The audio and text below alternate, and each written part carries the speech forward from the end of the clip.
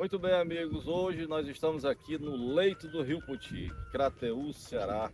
Eu estou aqui ao lado do historiador Flávio Machado e Silva. E hoje nós vamos falar dos poços do Rio Poti. Aqui eu desde menino que eu escuto falar o poço disso, o poço daquilo, o poço do Curtume, o poço das bestas, o poço do padre. Mas, Flávio Machado, esses poços, tem em média quantos poços aqui no Rio? São diversos São poços, vários poços. muitos poços, muitas passagens. Vamos aqui olhar mais para nossa Cada um câmera. tem a sua história, né? Sei.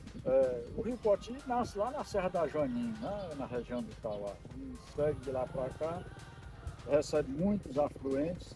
Em 1957, o batalhão ferroviário se transformou em 4º Batalhão de Engenharia e Construção e construiu depois a barragem. Sim. E atrás da barragem tem um poço que chamam Poço dos Caldeirões. Tem diversos caldeirões lá, que era onde eles faziam a argamassa, e ao lado dele tem os poços. Os caldeirões ficam em cima das rochas, das pedras. E embaixo fica os poços bons. Naquele tempo o rio era atraente. Todos os poços que depois das enchentes, eles eram atraentes para um banho. Sim.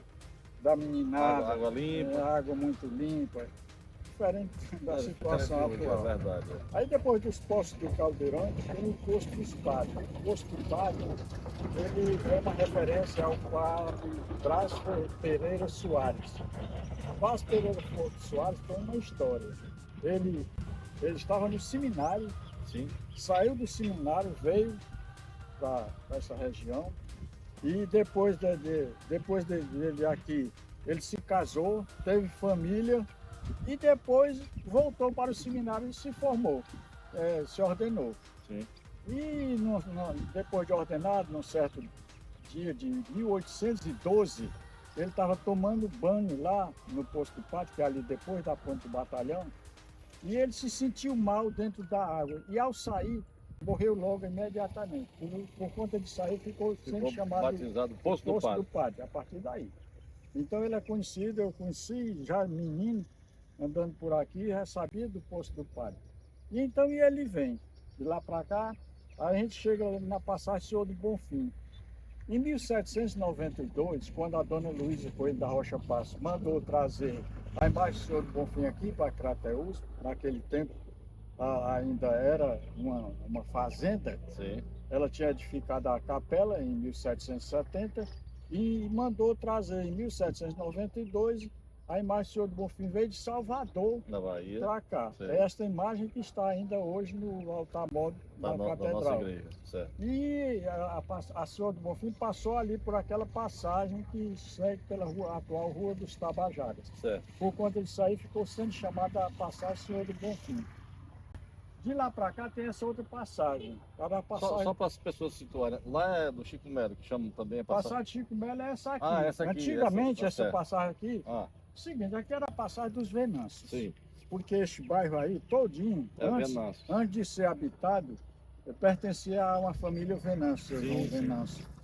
Tá entendendo? E também lá mais na frente era do Alexandre Bonfim, o sítio Periquito, você já ouviu falar dele. Já.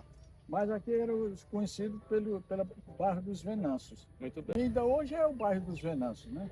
E então aqui era a passagem dos Venâncios. Aqui transitavam canoas nas grandes enchentes, né? Quando o rio enchia muito. Em 1957, seu Zé Rosa vinha numa canoa e a canoa virou com ele. Morreu a empregada dele, a Emília. Morreu um empregado do batalhão também. O pai do Nazareno. Padre Nazareno. Ele tinha aquela fazenda ali, no Vitor, né? Sim. Era dele. Ele andava por aqui. Ele andava por aqui. Naquele tempo não tinha ainda a ponte do batalhão. Então as canoas transitavam por aqui.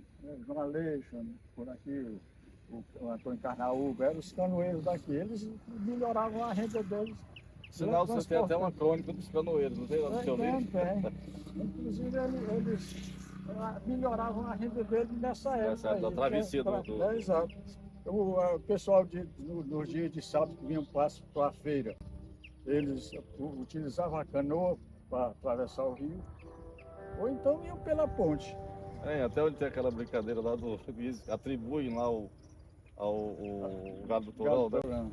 Ô, canoeiro, quando tu quer sobre atravessar desse polo, aquele hemisfério, não é isso? Então, aqui era a passagem dos Venâncios. Sei. Mas depois o Chico Melo se estabeleceu aqui. Depois que ele se estabeleceu aí, porque o comércio era um homem importante, aí, um líder político. Sim. E aí ficou sendo chamado, depois da passagem dos Venâncios, ficou sendo chamado a passagem do Chico Melo. Chico Melo. Lá embaixo, na passagem das Pedrinhas, hoje o pessoal chama a passagem da Dona Deline. Exatamente, que antigamente era conhecida como Passagem das Passagem Pedrinhas. das Pedrinhas lá. Certo? E o Poço da Roça? O Poço da Roça é lá mais embaixo. Mais embaixo. Isso aí já Então vamos na sequência é. aqui. Mas por aqui, então, depois Aí aqui o rio faz uma bifurcação. Tem livros históricos que dizem que em 1879 o rio botou uma enchente muito grande. Porque o rio era por aqui, Sei. para passar ali por baixo da atual da ponte, né? Sei. Naquele tempo não tinha ponte. Sim. E aí, nessa enchente grande, o rio se quebrou e formou aquele braço ali, do outro lado ali. Então vai uma parte por aqui, do Rio Poti, e vai outra parte por acolá. Aí o que se junta com as águas do Torão? Aí esse de lá se junta lá com as águas do Rio Torão, Rio Torão. que vem. E lá muito embaixo, depois da Ponte dos Patriarcas, depois da Goela, Sei. aí eles se juntam de novo e formam o bairro da Ilha. Certo. Entendeu? Isso o Padre Geraldinho contesta, porque o historiador Antônio Bezerra de Menezes andou aqui em 1884 e não faz referência a esse arrombamento. Né? Ele contesta isso aí, Sei. porque ele devia faz referência a outras coisas, mas não faz Certo. referência a isso aí. Por isso o Padre Geraldinho contesta isso aí no livro dele. Certo. Mas tem livros que dizem que foi em 1879 isso aí. Então aquele ali forma a passagem do Poço dos Carneiros também, Sim. passagem dos Carneiros também. Forma o poço do Bequim. O Bequim é porque tinha uma passagem bem estreita de cerca.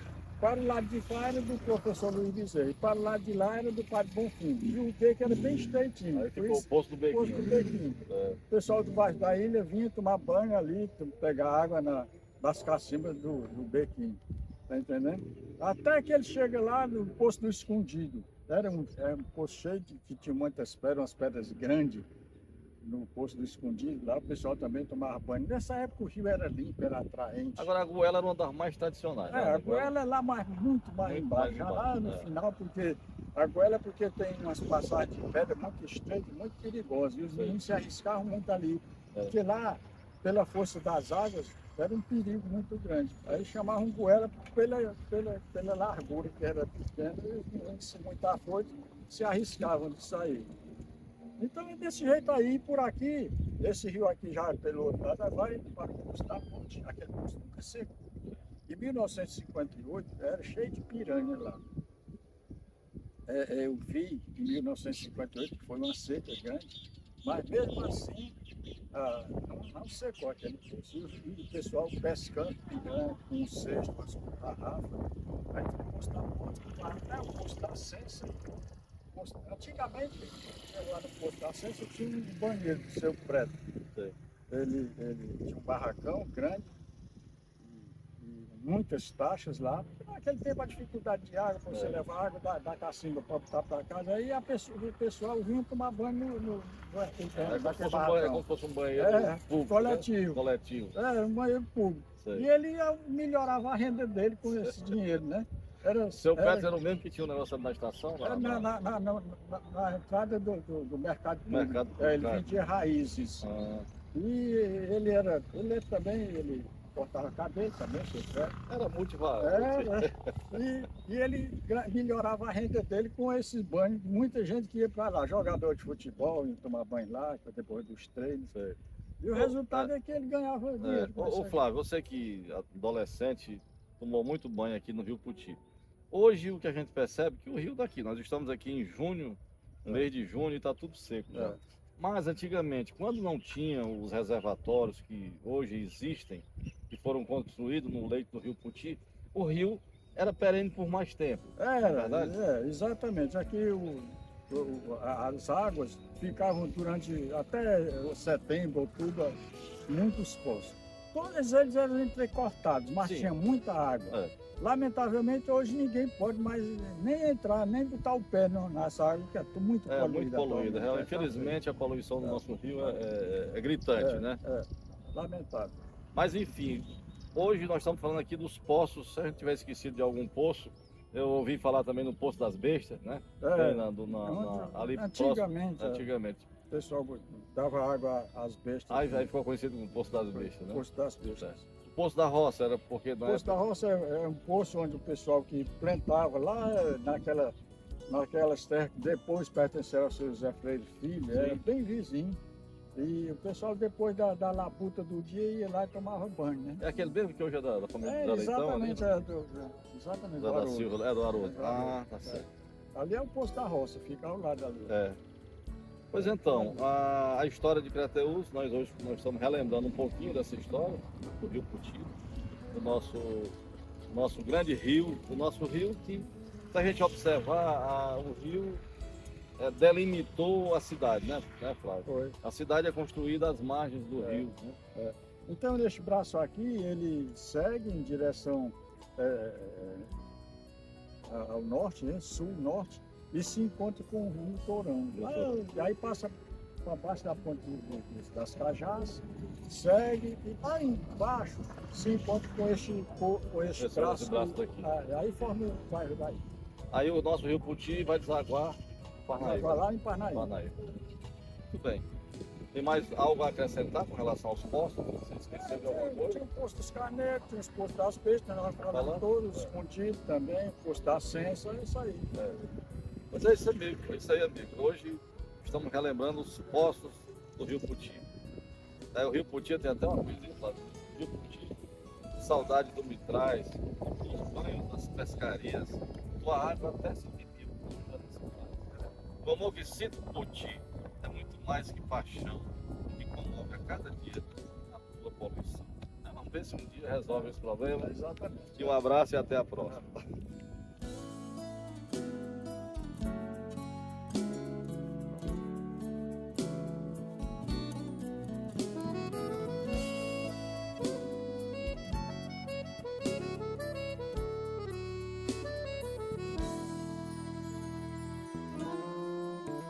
Crateús, que te quero linda, tua cultura é o que brilha mais, tua beleza é o que me seduz. Venha Crateús e não se esqueça mais.